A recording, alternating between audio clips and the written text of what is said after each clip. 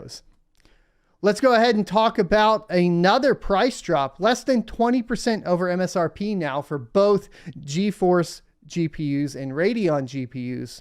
And this is once again coming from WCCF Tech. Super exciting here, but lo and behold, the NVIDIA GeForce and AMD Radeon graphics card prices are now as low as 12% over MSRP.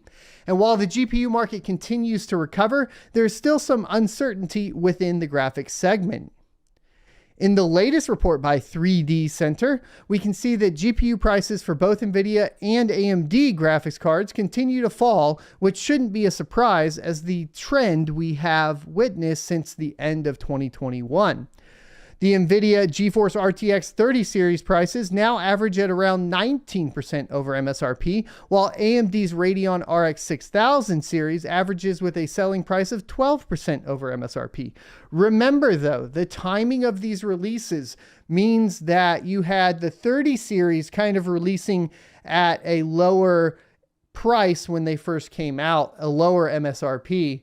Than their competitor with AMD. So 12% over is still quite a bit high because really there were already inflated prices on the Radeon side when they launched at their MSRP for the most case, unless we're talking about, you know, the 6900 XT, which technically came in a little bit cheaper for the cards it was going to compete against NVIDIA. But it's a little skewed because the MSRPs are a little skewed here, right?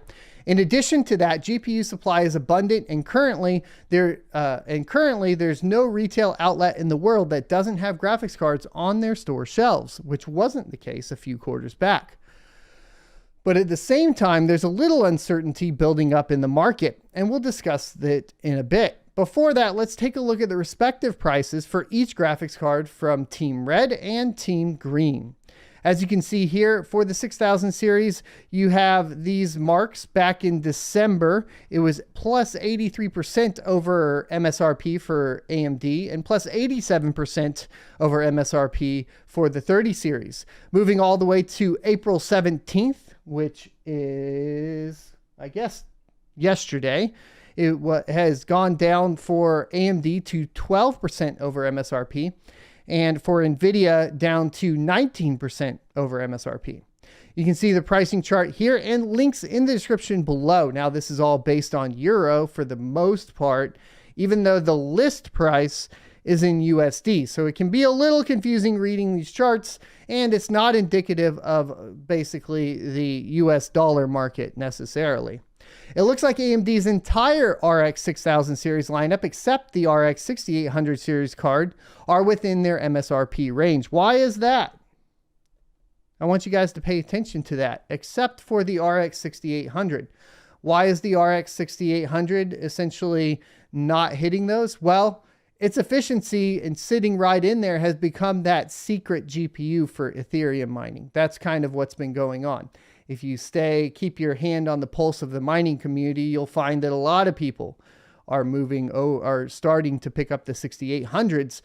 That's why I think that you're not seeing as big of a dip on the 6800. Is that what I would do? Not necessarily. It's just, like I said, finger on the pulse of what's going on. Another card that's similar to this that's not listed here because it only does 30 series and 6000 series that's not coming back down, thanks to me talking about it, is the 1660 Super, unfortunately. I was able to pick up a couple for under $300 on the EVGA website this week, so keep an eye over there. And really, under $300 is now where you want to be picking up those 1660 Supers, especially because you're starting to see launches or releases of the 3060 for around the $350 mark. Things are getting very interesting, and I'm trying to get the data for you guys, but it feels like as far as GPU pricing and availability goes right now, availability is really good, but the pricing is just all over the place. You're going to have to bob and weave on your feet here. You're going to have to be like, well, I was buying 1660 Supers, but the 3060 is a really good price now. Or I was buying RX 6800s, but it's not coming down quite right. Maybe I need to bump over to, a 6700 XT or 6600. Or maybe I need to take another look at the 3090 Ti with its efficiency and see if I can get those VR curves moved over from the A6000. All of this is kind of how you're going to have to approach all this subject. And that's why we talk about all of this stuff every day, 9:45 a.m. to 10:45 a.m. Central, Monday through Friday here, so you guys can keep up to date as much as possible, right? And that's kind of what we have to do. So let's go on. The Radeon RX 6500 XT and the 6600 can now be found below the MSRP, while the flagship 6900 XT can be found at MSRP. Now, what's interesting is that we saw European retailers list AMD's upcoming 6050 XT custom models with over twice the MSRPs of existing models, which may give a sense of scalping going on by the retailer itself. But in fact, this price gouging prior to the official launch and introduction has been common practice even before the supply and shortages. Those preliminary prices should be discarded for now, and consumers should wait until the updated prices are listed on launch day. Remember, we also have basically quite a few interesting GPU releases coming down the pipeline here very shortly. We have the new Intel GPUs with which may be the most power efficient and the cheapest for the biggest bus available. When I say bus, I'm talking about memory bus. And that's important because memory bandwidth, total bandwidth, is a direct indicator of mining performance on Ethereum especially, but it does translate over even to things like Ravencoin, Flux, and so on. Maybe not to the extent, but it's important to note that we have potentially a $500 GPU coming from Intel with a 256-bit bus, which will be the cheapest 256-bit bus on the market. It's important to keep that in mind. The other thing is, of course, with the refresh that AMD is going to be launching with the 6050 XT or whatever.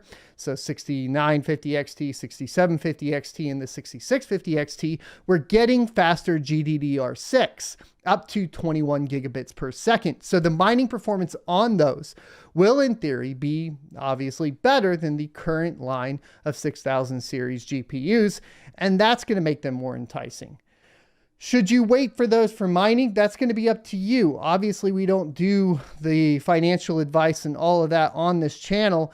And, we have that problem within, of course, cryptocurrency, which is expand or die. If you're saving up a whole bunch of money to purchase like something new because you think it's going to be the best, it launches, scalpers pick them all up and you can't get any, then you're no better off than you were yesterday.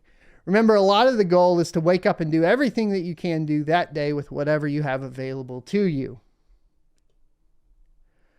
All right, so NVIDIA's GeForce RTX 30 series lineup is now averaging 19% surplus over MSRP, but the main issue is due to the high street prices of the RTX 3060 Ti, which is due to its demand in the gaming PC segment.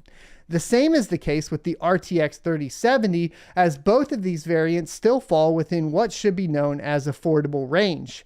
The higher end 3080 Ti and 3090 Ti aren't that much inflated, and we can expect NVIDIA's lineup to come down in sub 20% or even single-digit figures by next month if this trend continues, which brings up the next topic. Of course, they're going to talk about proof of stake and the merge, like everybody wants to talk about all the time. Currently, the Ethereum proof of stake update has been delayed to the second half of 2022, which we reported here. This could trigger an intermediate recovery for the crypto mining segment, and this entire streak of prices dropping to normal can potentially be broken. While this will not be as big as a jump as the initial price hike, do note that any hike will once again take several months to come down, and we would have the next gen launches from NVIDIA and AMD be affected by this too. Hopefully, we will move towards recovery of graphics card prices rather than recovery of the mining slump. Once again, I want to point out they're saying 3060 Ti for the gaming segment and the 3070 for the gaming segment. But what do we know as miners?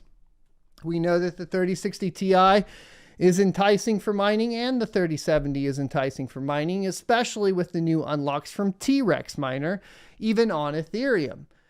They're even more enticing when we start talking about Flux. So it's important to note that some of this price gouging or the price increase on just a few of these cards are really key indicators of what is happening also within the GPU mining market as well. Meaning, I think that it is blah, blah, blah, blah. We can talk. It's fine. Just hold on a second. Meaning that it is definitely still affecting the stock and pricing of GPUs. So what are we looking at here in the future, right? We're looking at potentially prices to drop. Do I think that the delay of proof of stake a few months per Tim Biko is accurate? Well, yes. But do I think that it is influencing or will influence more people to purchase additional GPUs? And that's where I say probably not, because if we look at just the return on investment based on Ethereum only, and the fact that large GPU mining facilities are heavily invested within Ethereum itself and not really anything else, I don't necessarily see it affecting GPUs as much. Now on the retail shelves, I think that we will see it affecting price, because I think home miners will be purchasing things like the 6800 XT, the 3070, the 3060 Ti's, and so on. Your goal is going to be finding, of course, that GPU that has the best ROI at any given time every day you wake up, if you have a little bit of cash floating around to purchase it, right? And that's kind of how this is going to play out. I hope you enjoyed this clip from the Crypto Mining Morning Show every Monday through Friday, 7:45 a.m. Pacific and 10:45 a.m. Eastern Time. You can check out more clips here, or if you're interested in checking out the entire live show, you can check that out down here. Thanks for watching, and I'll see you next Tuesday.